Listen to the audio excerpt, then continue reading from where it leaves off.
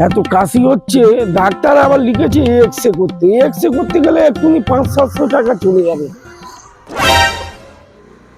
এই তো জেরক্সের দোকান, কিন্তু এখনো বন্ধ আছে।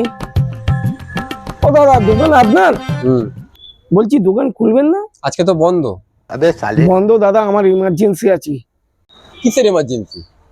আমার তো খুব কাশি হচ্ছে, ডাক্তার বলেছে এক্সরে করে নিয়ে যেতে বুকে। তাই এক্সরে করতে এত খরচা, 500-700 টাকা আমার কাছে নেই।